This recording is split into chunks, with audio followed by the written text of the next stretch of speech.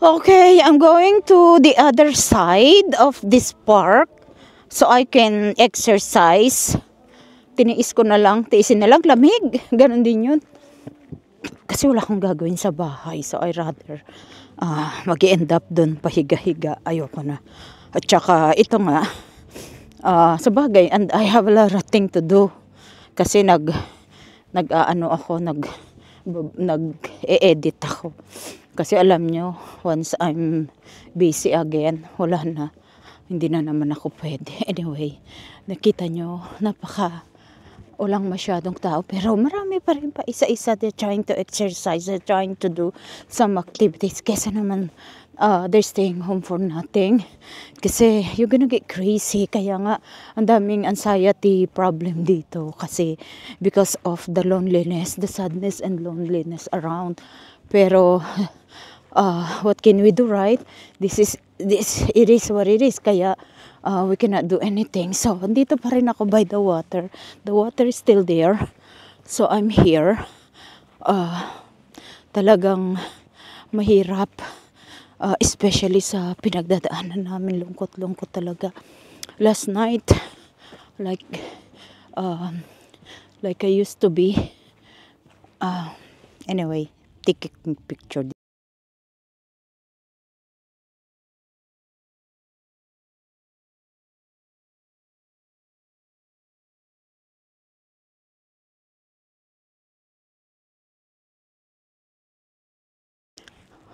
By the way,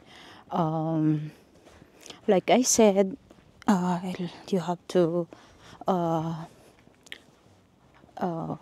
enjoy your life while you're still here. Kaya itong ginagawa ko ngayon is I have to force myself to keep going kasi like I said, very very very sad ang buhay namin dito. Kaya huwag niyong isipin na puro sarap lang ang ini-experience namin dito.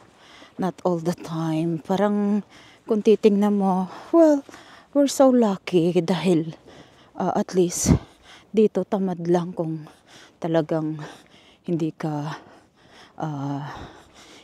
kung talagang mahihirapan kang mabuhay dito kasi maraming trabaho dito. Huwag ka lang mamili.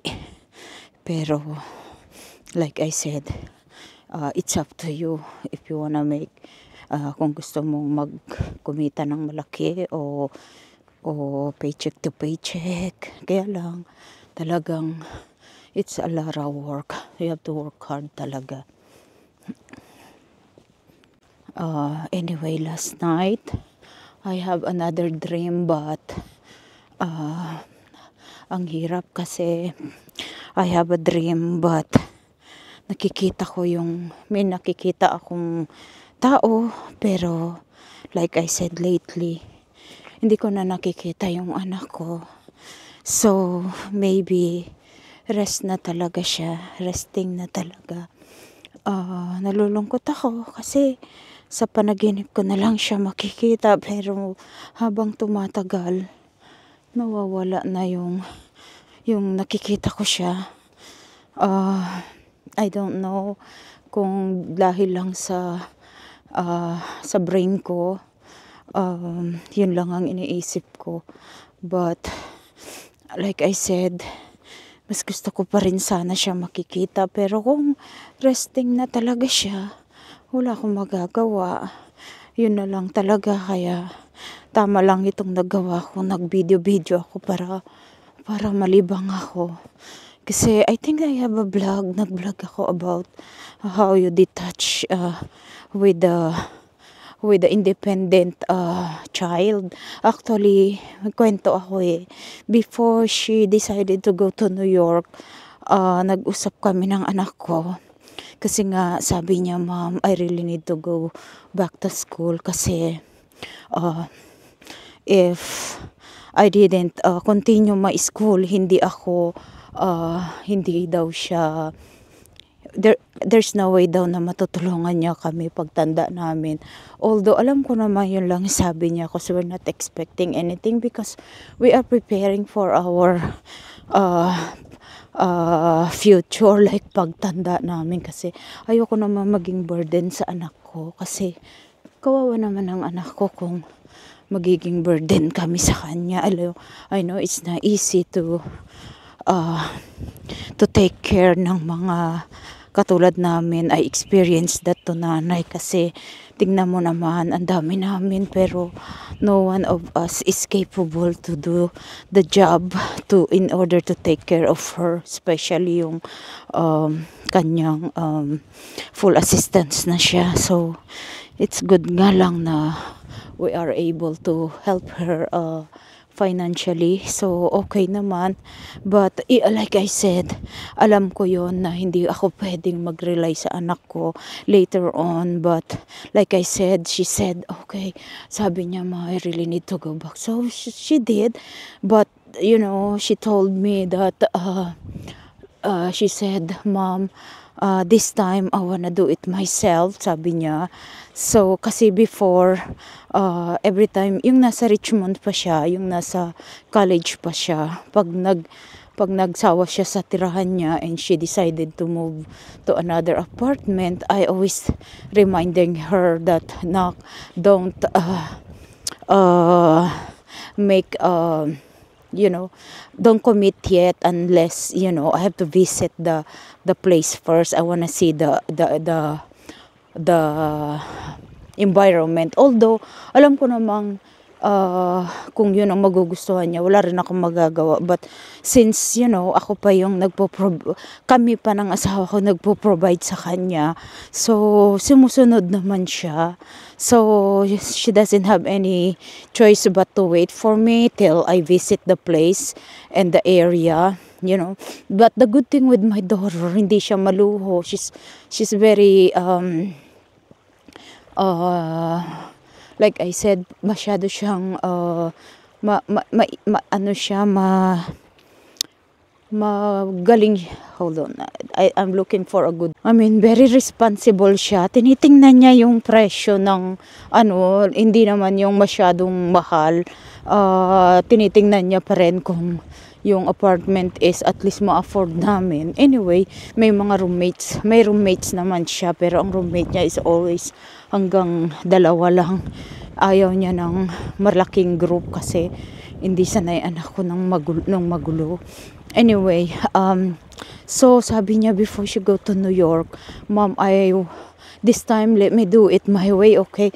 Kasi I'm worried ko, anak, if you looking for apartment and online lang, you can't even tell the environment, kung ano yung environment. Although meron naman silang review na sinasabi, but still I rather makita ko ng personal yung place, yung actual, bago ka mag-decision. But like she said, Mom, this time I wanna do it my way. Kaya wala naman na rin akong magagawa sa decision nyo. So I have no choice but to say, not to say anything. So sabi niya, Ma, and if you planning to retire, sabi niya, go to the place that you can enjoy your life, relax, sabi niya ganon, and comfortable life, sabi niya. Sabi ko naman, sana naman yung comfortable life, dito wala kaming ginawa kundi magtrabaho, at saka wala kaming karapatan mag-stop dahil kahit bayad yung mortgage namin, yung makukuha namin sa social is not even enough to pay for our utilities and everyday needs namin. So anyway, sabi niya, Ma, and if you planning to go back to Philippines, I don't mind. Sabi niya, don't worry about me. Sabi niya ganon, because I can take care of myself and I can visit you there anytime, sabi niya. So, kasi gusto niya pa rin daw umuwi sa Pilipinas. Dahil alam niya naman ang Pilipinas sa anak ko. Gusto niya pa rin maano yung anak ko siya sa mga cousins niya, kahit na ganun yun. She's still communicating with them, para bang yung distance sa kanya is not, it's not the reason para hindi niya sila makilala. So, yun din naman kasi ang tinuro ko sa kanya when she was young. Sabi ko, anak, lagi kong sinasabi, you have to be fair sa lahat ng mga cousins, ng mga pamangkin. It doesn't matter kung masakit sila sa ulo or what. That's gonna be their problem. But I want you to respect everyone. Sabi kong ganun. Kaya ganun naman talaga yung ginawa ng anak ko. Which is, wala naman akong masabi sa ugali ng anak kong na practice niya. So anyway, tapos sabi niya sa akin, ang last ko pang natandaan na sinabi niya, Mom, and don't wait for me anymore, sabi niya. Cause I'm going to be very busy. Just, if you wanna have fun, just don't wait for me, just go with daddy, sabi niya ganon, and have some fun, sabi niya. Pero ang feeling ko naman kasi noon is like, she's going to be very, very busy. At saka alam ko yung karir ng anak ko, talagang there's no way that she can still give us time kasi ang trabaho ang career niya, very career woman yung anak ko, talagang masyado siyang devoted sa trabaho niya, and I know that job is like forever kang mag-aaral kasi she's still planning to continue until PhD. Actually, yung kanyang plan yung plan niya for after she finish, I mean, ang plan niya to get married talaga is if she decided na hanggang lang siya, master lang at the age of 27 or 28, she's gonna get married and have family, mag-start ng family. But if she got accepted to that university na pwede siyang pumasok, at the same time they will provide for her tuition plus credited yung job niya sa mga inaaral niya. So she's planning to get married at the age of either 30 or 31 kasi nga sabi ko, anak, don't wait too long kasi if you're planning to have a family, and you know, girl usually after 30 years old is very risky ang when you get pregnant, sabi ko. At saka sabi ko, anak, you have to make sure if you're planning to have a baby, make sure at least you're out of yung mga pills like 3 years or at least more at least 3 years, you know, na you're out for that pills. Kasi ako, I didn't experience any contraceptive kasi hindi naman ako madaling mag-pregnant. Hindi talaga ako. I'm so lucky that I have my baby, but actually hindi ako lucky to have like katulad ng iba na every year siguro mapipregnant. I'm different. I'm just, like I said, it's a miracle baby ang anak ko that I've been waiting for her like 10 years to have her. Anyway, sabi ko sa kanya, yun ang conversation namin ng anak ko. At saka actually, nung pumunta siya sa Pilipinas, nakita niya yung paano ang wedding sa atin, at saka nalaman niya yung mga expenses. Actually, sabi niya sa akin, Mom, I will consider to, you know, have another celebration for my wedding here. Sabi niya kasi na-amaze siya sa mga venue, sa mga yung mga damit nila na it's not too expensive ba? Hindi katulad dito, yung wedding dress mo na lang is like, what? Ilang libo na yon. Samantalang doon, in Philippines, is not that much. So, anyway, pinag-usapan namin yan one time. Sabi ko nga, Nak, you know, here in America, usually the woman is the one who's gonna spend for your wedding. And I don't think if we can afford that, sabi kong ganon. So, you have to let the groom, kung sino man in the future ang magustuhan mo na, you know, we're Filipino, it's not our culture. So, probably you guys can split or depends on how you know, yung agreement nyo. Ngayon, sabi niya, Mom, don't worry about that wedding. Sabi niya, expenses for the wedding is not your problem anymore. Sabi niya naman sa akin, that's gonna be our problem. If you don't have money to expend for a decent wedding, like, or a big wedding, well, if we cannot afford, then we're not gonna do it, sabi niya naman. So, good naman yon. Pero nag-promise ako sa kanya na, anak, pag dito, you have to take care of that. Sabi ko, kayo mag-take care kung sino man ang gusto mong maging kasama for your life. Sabi ko, pero sa Philippines, kaya ko doon. So maybe I can, take care of the Philippines because I can afford in Philippines. Sabi ko, so we agree. We have a very, very nice dream. Talaga, kami ng anak ko, we set everything. Nag-set up kami ng anak ko. Kaya kung alam nyo lang kung paano kami nagkakasama ng anak ko, even Noah knows that because every time they going home, Noah is already asleep. Kami ng anak ko, until 3 o'clock in the morning, nag-uusap kami. Ayaw ako pakawalan. Minsan nga sabi ko, kasi I don't mind staying until morning, but I'm worried about her kasi ayoko naman mapuyat yung anak ko. But she always telling me, Mom, it's okay. Okay lang tayo mapuyat kasi this is our hangout, sabi niya ganon.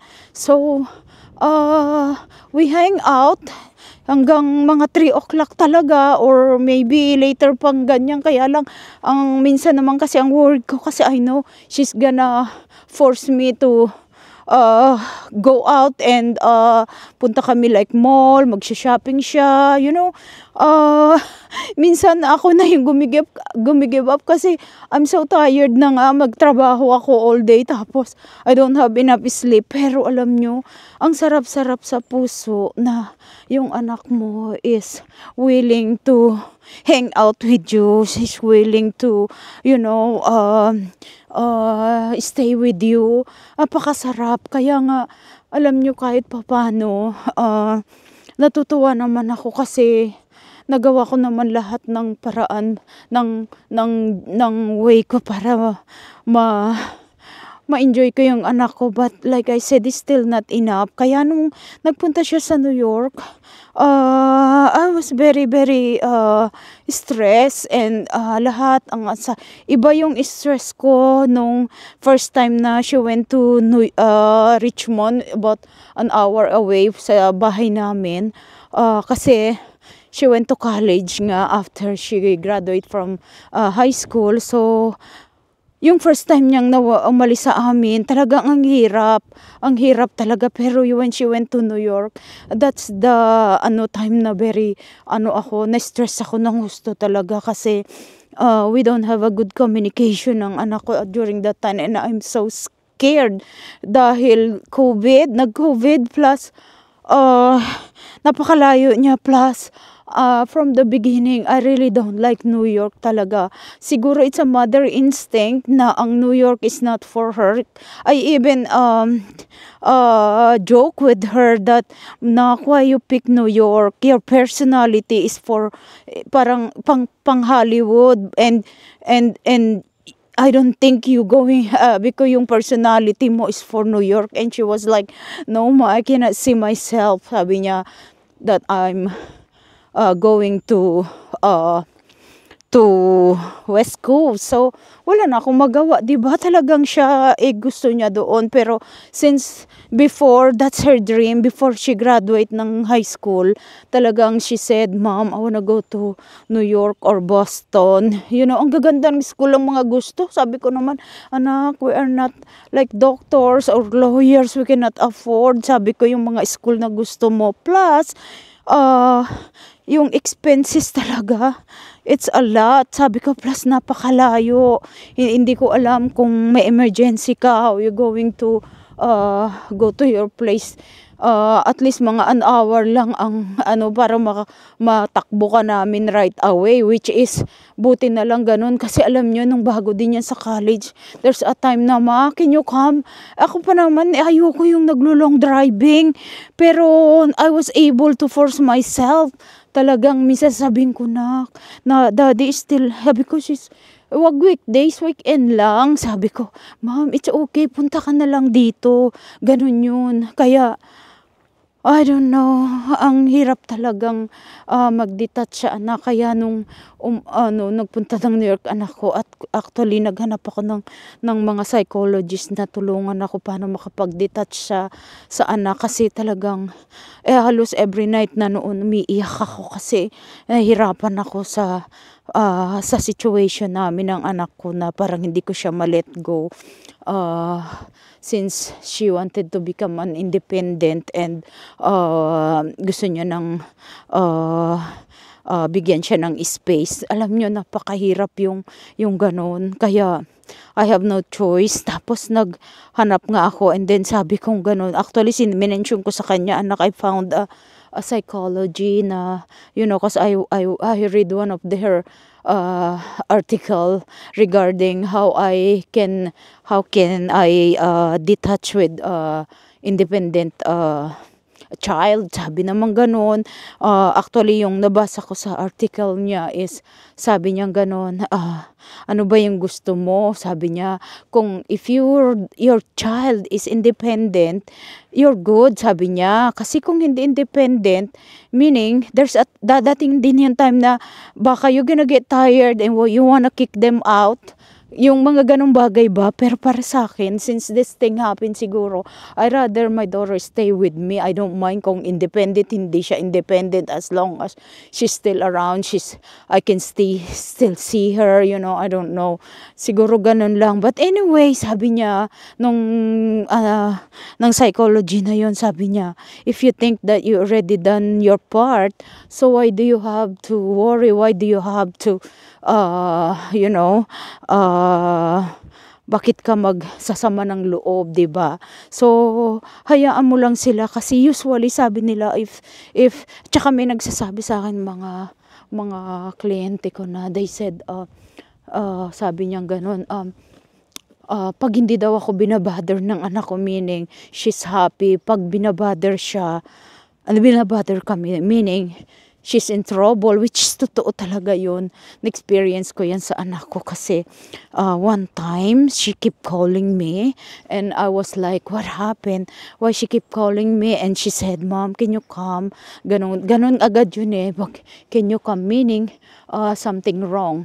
So I was able to talk to her. Habi ko, so siguro mga first year lang yata siya noon in college, or second year, not even. So anyway, sabi ko, anak, what happened? Sabi ko, something wrong. Kasi alam ko na yun eh. Kasi once she keep bothering me, meaning meron siyang problema or whatever. Anyway, sabi niya, Mom, I broke up with Noah. Sabi niya, naku, nalungkot ako, natakot ako kasi alam nyo, I don't mind magkaroon ng boyfriend ng anak ko. Mas gusto ko pa yun kasi may kasama siya. She's not alone, Kaya sabi ko, pero nangyari yun, ano lang naman, 1 week lang yata silang nag-break up ni Noah, or more than, something like that. Di ko na masyado matandaan. So, nag-break up daw sila. Ngayon sabi ko, sabi ko gano'n, what happened? Kala ko yung anak ko na naman, yung anak ko yung may kasalanan. Sabi niya, Ma, it's not. Sabi niya, so why then? What's happened? Sabi niya, tas tinanong ko siya, nagkaroon kami ng conversation regarding this sa situation nila ngayon. Sabi niya sa akin, sabi ko, ano ba yung nagustuhan mo kay Noah? Sabi ko gano'n sa kanya, Mom, she's very matyaga, mabait siya, but the only thing I don't like is stubborn siya, sabi niya gano'n. So yun lang naman sinabi niya. But anyway, sabi ko, you can never find a perfect person. Sabi ko, there's always like, merong hindi maganda sa ugali. Wala namang perfect. Sabi ko, so what you gonna do is timbangin mo kung ano yung mas marami bang pangit sa ugali niya, or mas marami yung mas mabait siya, yung maganda. Then you have to decide. Sabi ko, ikaw magdi-decision, kasi I wish I can decide for you, but I don't think if I can do that. Sabi kong ganon. Syempre, ikaw pa rin yung pipili sa gusto mo. So anyway, masunurin ng anak ko. Kaya alam ko, and I know everything. She was telling me everything kung ano yung mga nangyayari. Pero I'm pretty sure meron pa rin siyang hindi nasasabi sa akin. Pero sinabi ko sa kanya, yung mga bagay na you're not comfortable, you can either talk to your cousins like Ate Sue, like Ate Gia, because she's they grow up like a real sister. So abi ko sa kanya, just talk to them. Yung mga bagay na they're not comfortable to tell me, then go ahead kung sino yung, but we have to be careful sa pagsasabihan mo, even the friends, because friends sometimes friends is only there for fun, but sometimes when you are in trouble, they cannot help you. So sabi ko sa kanya, sabi ko ganon, kung sino yung comfortable ka. Yun ang sinabi ko sa kanya. And I keep telling her, I keep saying that, anak, enjoy while you can. That's the reason I didn't bother you. I didn't, argue with you, because whatever you want, kahit against my will, I have no choice but to, let you do it. Kasi, gusto ko mag-enjoy ka, anak, sabi ko sa kanya, kasi I didn't enjoy my childhood. So, I don't want you to experience what I experienced when I was young. Sabi kong ganun sa kanya. And she did. Kaya talagang ang buhay ko, hindi ko alam paano ko i-get over lahat tong mga pinagdadaanan ko. I'm pretty sure you see me like a normal person now, but you have no idea how hard, losing a child like me, na how close, ako to my daughter, and she suddenly passed. Kaya hanggang ngayon, I hindi ko ma-promise until when I can survive with this, but I am trying talagang. I was doing everything I could to help myself, but I know it's a lot of processes, not easy. Even, I'm having hard time to everything, but I have to keep going. Kaya kung nakikita nyo akong nag-have fun, I think that's how it is. Ang mga taong masyadong maraming pinagdadaanan, those are the most, pag nasa labas, nasa mga big group, you are the most look like happiest person, but I am not. Honestly, I am bleeding.